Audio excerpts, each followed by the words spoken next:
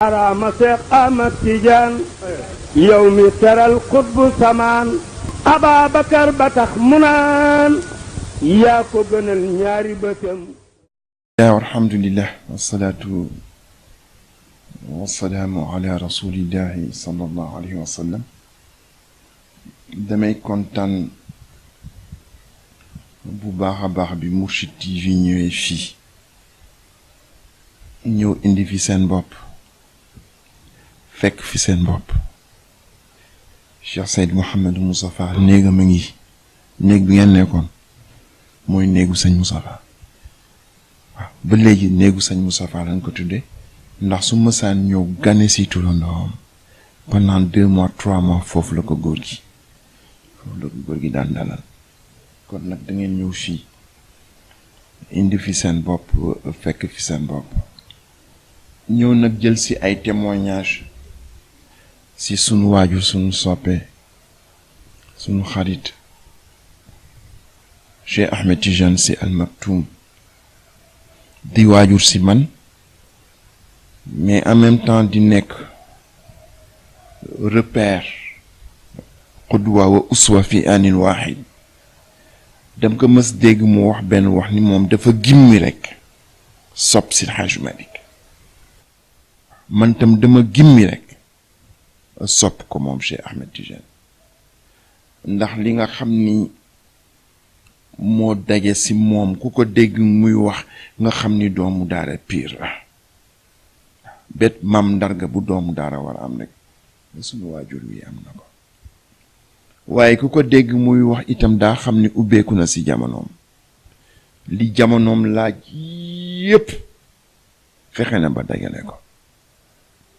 dem na nag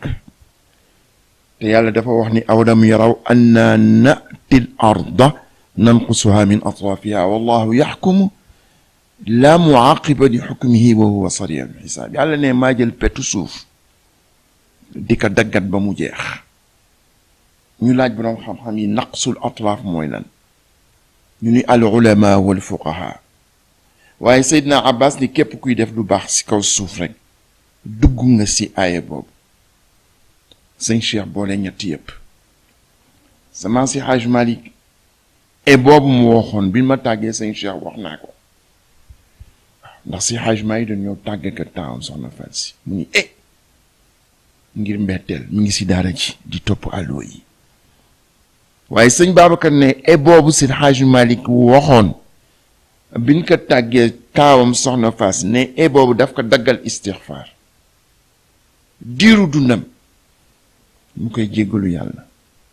ndax ne luy sama yoon si yàlla luy sama yoon si Faat Si bi ko yàlla di bind tàgguwuma te yàlla dafa nekk buur nekk boroom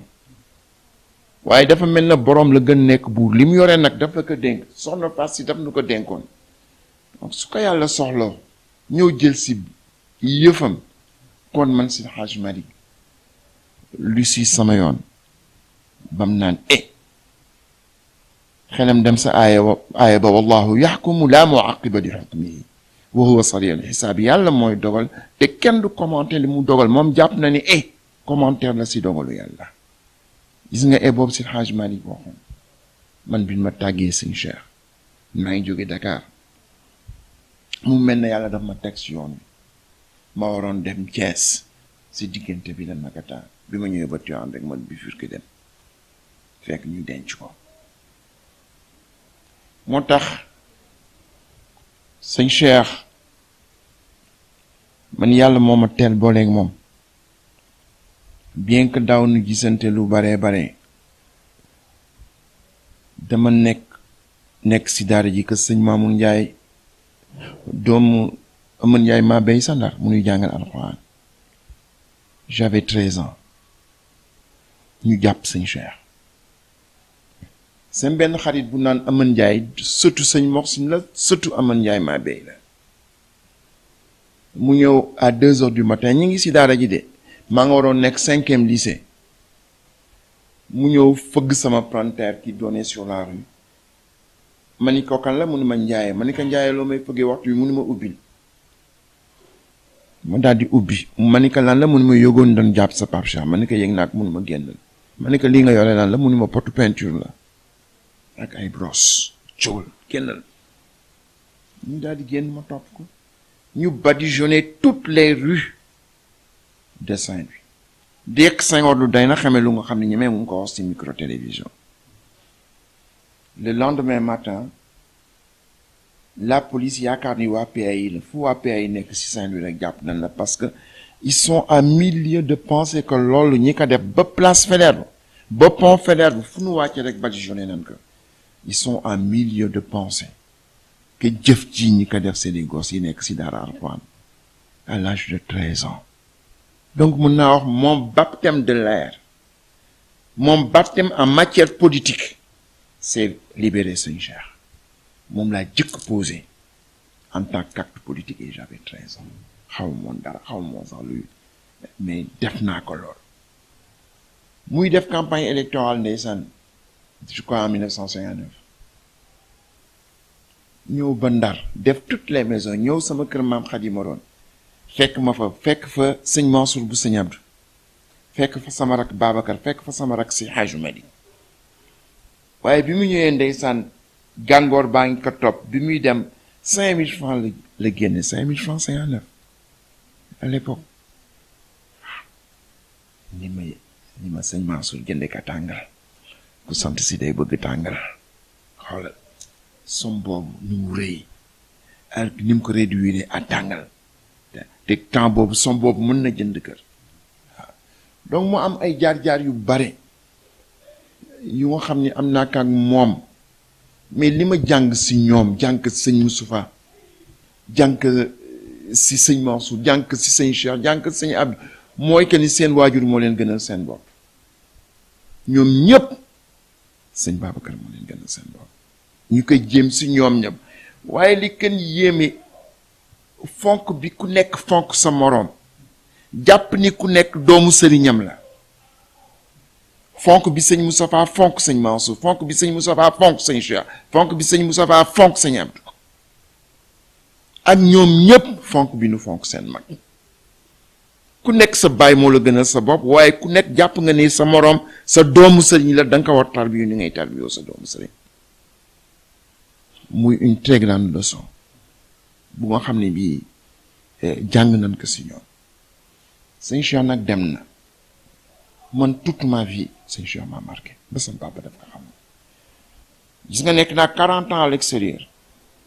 mais su ma mësaan ñëw góor gi daf ma daan dagaleel conférence yi sëñ Cheikh def entre temps su ma ñëwee guddi gi yëpp moom lay dégg fajar su ma demee yéeg si kaw mu ne ma ah xanaa sa waay nga doon dégg mu ne ko waaw mu ne maa ngi lay dégg ngay xaqataay rek ndeysaan mu marqué ma te yàlla lu nekk am na fu mu koy jaarale man dafa amoon benn bëkk néegam bu naan Abdourahmane Sarr sama nijaay la sama papa la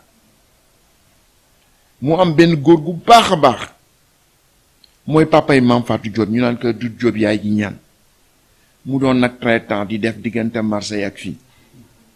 bi nga xamee ni magnétophone am na moom moo jëkk dugal magnétophone si dëkk bi mu jënd ko muy ñett benn bi sëñ Moustapha benn bi sëñ Cheikh benn bi man góor gi daf ma takkoon daf ma soppoon daf ma bëggoon mu jënd ñetti magnétophone yooyu ñoo jëkk dugg si dëkk bi temps boobu c'était dans les années 65 dans les années 60 d'une manière générale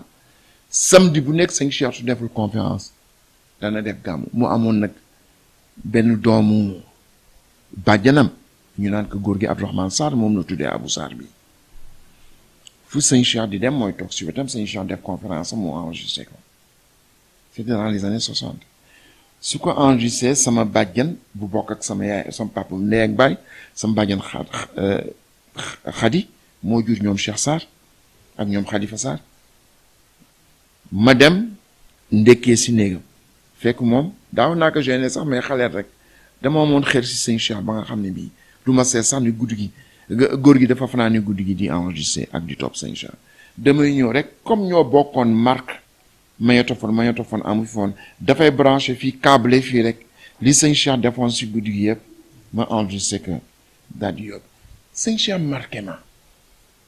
li ma jëkkoon marqué lépp les œuvres que j'avais au programme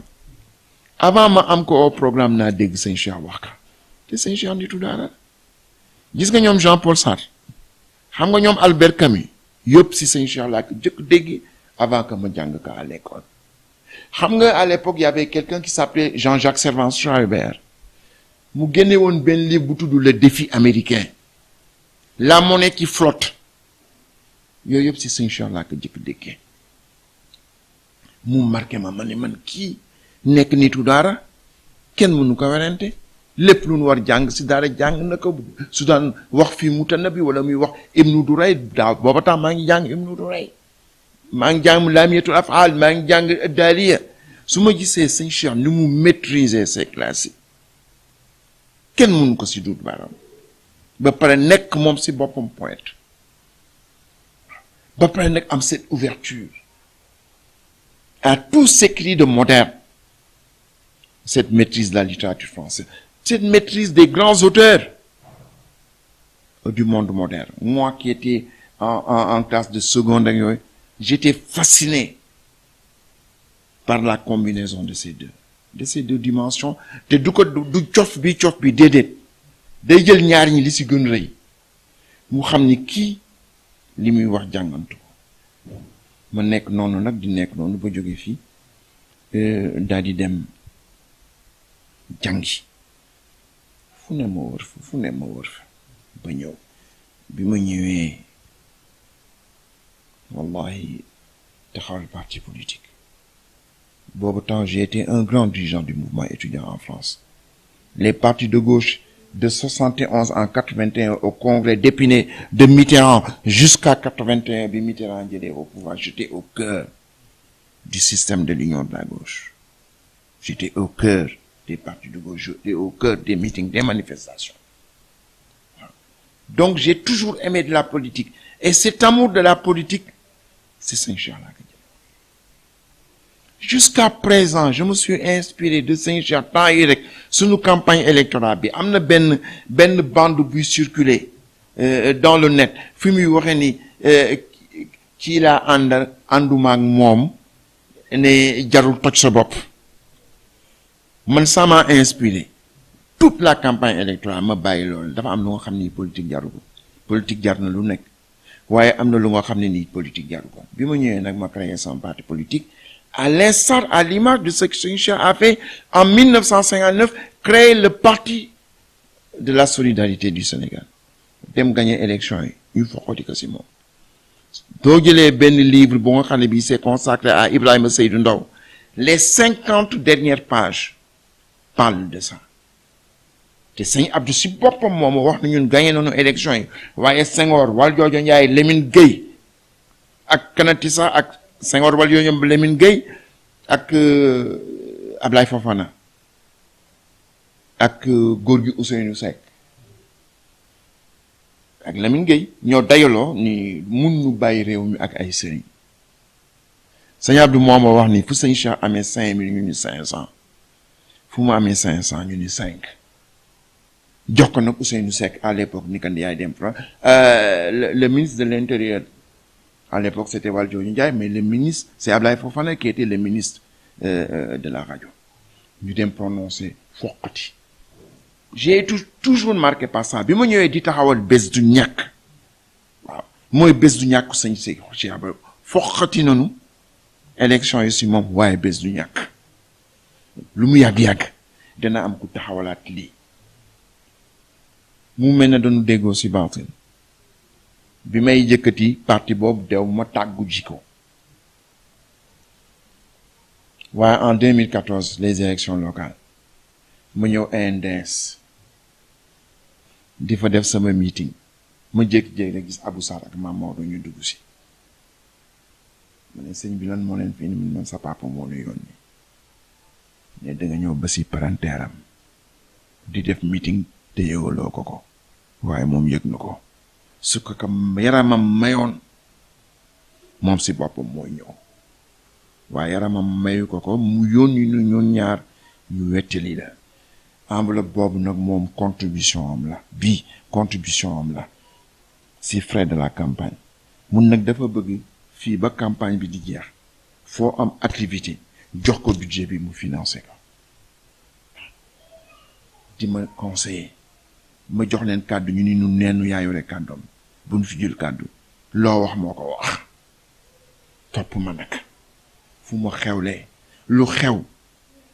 mu joxe si point de vue woon yabal Abou Sarr yabal Mame Maodo neen su ngeen demee ngeen ni seen mag dugg na si lu jafe-jafe mooy politique mun leen lu tax ñu jafe ñun ma sa papa nee na dafa jafe ndax waraate bi dafa bare mun ma sa bàyyi ne dana metti waaye lu mu metti metti bul def lu ñuy duute baaraam sa maam Seydi Hadji Malick xam nga li neex mooy nga am waajur nga dugg si lu nga xam ne yaa ngi sikki sàkk war nga ko def wala waroo ko def parce que ñu bàyyi dana waroo def politique moom mu ni ma defal xam nga loolu da nga xam ni say waajur bàyyi nan la xel def lay gën encouragé xam ni yow amoo droit def lu la neex parce que am na ku nekk si ruqam te bàyyi na la xel ba muy dugg si biir suuf loxoom jógul si man campagne bu ma am bëggul sax xëy na ma wax ko moom moo dugal loxoom jox ma financièrement ndeysaan kon nag man mënuma ko fay léegi nag ñoom dem nañu ñoom ñooy doomu mag ñi ñun ñooy sëtu mag ñi waaye itam tey ñun ñooy mag ñi waaw te mag ñi ñoom la du ñun waaw ñooñu ñëpp ku nekk si doom sëñ Babacar am na may bu la yàlla may waaw te yàlla dafa tagg mag ñi daf ne lawlaa kaana min al quruni min qablikum ulul baqiya yanhawna an il fasadi fi l ard illa qalilan mimman anjayna minhum wattabaa alladina zalamu ma utrifu fihi wa kanu mujrimin yàlla nee na ñun ñëpp du ñun mag ñi la waaw mu ni mag ñi mooy ñu nga xam ni fu safaan bëgg taxaw ñoo koy xeex ba mu daw waaw ñooy mag ñi yàlla ko wax ulul baqiya yanhawna anil fasadi fil ardi fu safaan bëgg taxaw ñu duma ko ba mu daw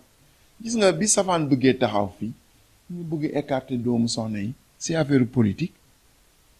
ni leen toog leen si der bi kurus gi ak satale ji sëñ Cheikh wax réflexion bu rëy ba di def meeting benn waay romb nga xam nga Sénégal yi dañu sañ wax dañ ni ko demal sa daara jawaay loo fii def sëñ Cheikh xam moom du bàyyi mu passé ni yéen a ko déggandoo ñu ni ko waaw mun nag dama leen di laaj ñetti laaj est-ce que politique dafa xaram est-ce que dafa dagan est-ce que dafa xaram dagan waaw su fekkee ni dafa dagan te nitu diine si du dagan ak lu yiw lan leen di xaare kenn waru leen si jiitu su fekkee ni dafa dagan xaram non si dugg su si duggee dindi li xaram bàyyi fa la dagan su fekkee ni nag dafa xaram du sëriñ si rek ñoo ko war bàyyi képp ku daan ashhadu an la ilaha illallah war nga ko bàyyi loolu donc mi fi nekk di ma inspiré di ma wax jaaral fii waaw ñun nag ñoom ñoo ulul baqiya yanhawna anil fasadi fil ardi ulul baqiya mooy ulul xikma mooy ulul aql mooy ulul ilm mooy ulul tamyiz fa jaalnaahu samian basiran inna hadaynaahu sabila imma shakiran wa imma kafura yàlla daf ko may doomu aadama moo xam-xàmme ba pare nag am capacité de discernement intelligence et capacité de discernement yoon wu baax bi fii la yoon wu bon bi fii la waaye yàlla ni le libre arbitre c'est à toi de décider. dimension sociale bi itam nag dafa am importance parce que bërki démb dama dem Touba si campagne électorale bi ànd ak Issa sëñ Bass Abdou Khadre wax ma ni man dama kontaan si ñëw bi ngeen ñëw fii ndax yow sëñ Mansour képp kuy doom soxna am fit yaa ko jox fit mu ne ko du man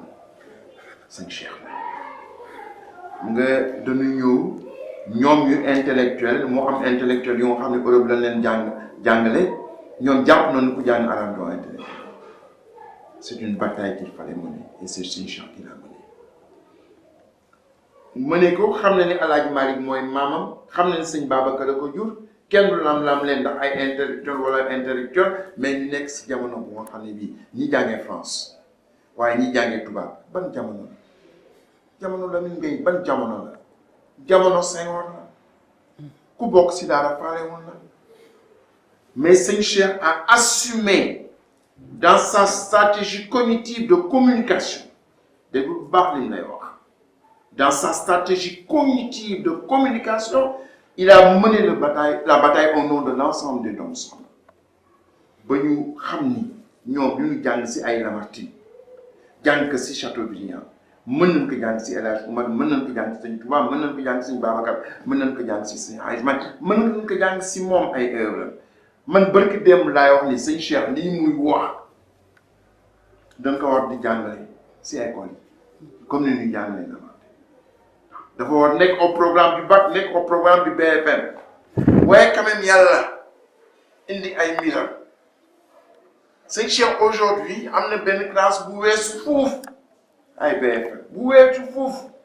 baccalauréat lan la WhatsApp bi partout li mu defoon y a 20 ans 40 ans partout soo bësee benn bouton yëpp yaa ngi koy dégg comme si nekkoon fekk na nga nekkoon si benn. soo bëggee dégg ay bandu Sëñ Cheikh te man dama teel xam bandu Sëñ Cheikh yi demal New York chauffeur taxi boo dugg li muy wettali ko mooy li Sëñ Cheikh doon wax en 65 en 70 donc yàlla créel naka daara boppam ba pare nag créel ko au niveau WhatsApp au niveau de Facebook bés boo bouton rek il y a une 50aine de conférences Sëñ Cheikh c'est toi qui choisis dimension boobu li mu wone itam ni mën nga nekk doomu soxna enraciné dans ton patrimoine culturel ba pare nag nekk un homme d'affaires ba pare nag nekk dans ta société nekk un du contribuer à la productivité du pays nekk un citoyen utile loolu c'est une dimension boo xam ne bi képp kuy doomu soxna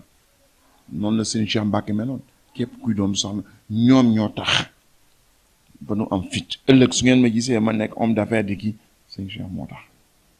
ñoom loolu la leen yàlla may ba pare nag si seen barke lañu yàlla di aare yàlla la ne maa kaana rabbuka li yuhlika al-quraa bi zulmin wa ahluha muslihun yàlla ne du mag ñi bàyyi na leen xel su ma doomu mag ñi tooñee wala su ma sëtu mag ñi tooñee su ma demee bay duma xalaat mag ñi dellu gannaaw ma xam ne su ma ko defee rek dama leen di tooñ gis nga muslih boobu moom la sëñ Babacar tagge si Hajj Mali di ko si Hajj Mali waaw yaa man dara annahu mahsus an daai bima xawat min sifati shawqi islaahi xam nga muslihun boobu nekk fee moom la si Hajj Mali sëñ Babacar tagge si Hajj Mali ni ko yow mi nga xam ni yaa yeeyoo sama tàgg yaa yeeyoo ma tàgg la jël naa baay teg fee jël naa njureel teg fee ba diggante sëriñ ak taalibeem waaw nga am si man cofeel bu dëggu cofeel bu xóot